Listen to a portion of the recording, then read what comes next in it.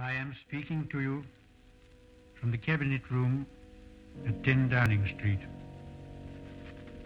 This morning, the British ambassador in Berlin handed the German government a final note stating that unless we heard from them by 11 o'clock, that they were prepared at once to withdraw. On Friday evening last, I received His Majesty's commission to form a new administration.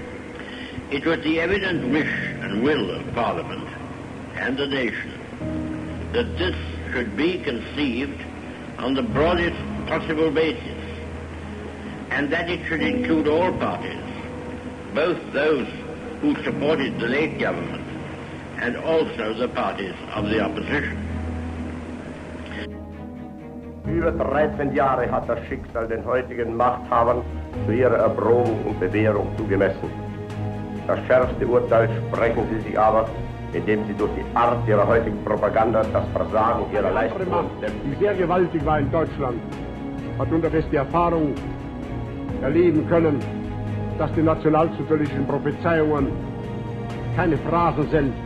Es ist die Hauptmacht, der wir all dieses Unglück verdanken, das internationale Judentum. Антисемитизмом называется распространение вражды к евреям. Когда проклятая царская монархия доживала свое последнее время, она старалась натравить темных рабочих и крестьян на евреев.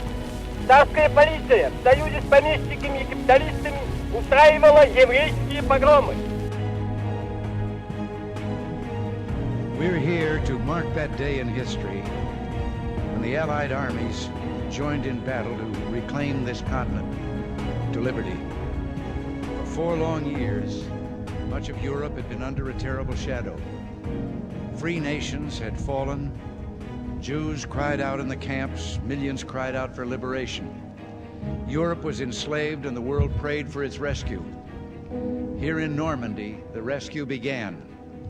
Here the Allies stood and fought against tyranny in a giant undertaking unparalleled in human history. We stand on a lonely, windswept point on the northern shore of France. The air is soft, but 40 years ago at this moment, the air was dense with smoke and the cries of men, and the air was filled with the crack of rifle fire and the roar of cannon. At dawn on the morning of the 6th of June, 1944, 225 Rangers jumped off the British landing craft and ran to the bottom of these cliffs.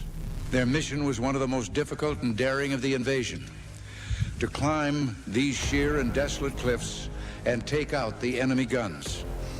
The Allies had been told that some of the mightiest of these guns were here, and they would be trained on the beaches to stop the Allied advance. The Rangers looked up and saw the enemy soldiers at the edge of the cliffs shooting down at them with machine guns and throwing grenades. And the American Rangers began to climb. They shot rope ladders over the face of these cliffs and began to pull themselves up. When one Ranger fell, another would take his place. When one rope was cut, a Ranger would grab another and begin his climb again. They climbed, shot back, and held their footing.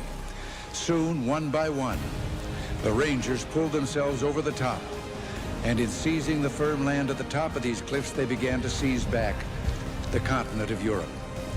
225 came here.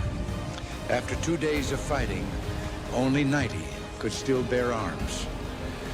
Behind me is a memorial that symbolizes the Ranger daggers that were thrust into the top of these cliffs. And before me are the men who put them there. These are the boys of Puente. First, let me say that it would be difficult to exaggerate the influence of our successful war loan drives on the men and women under my command. This is a hard war, a bitter, bloody war. Those who are where the guns are firing and the bombs dropping, a tough, vicious, treacherous enemy. Make no mistake, it will be a long, long way to final victory, and the road will continue to be rough. Our men know it. They are ready for it. But they want to be always sure, above all else, that the home front stands firmly behind them. They want to know that the folks at home truly realize that we are all in this together, fighting for our right to lead a free existence.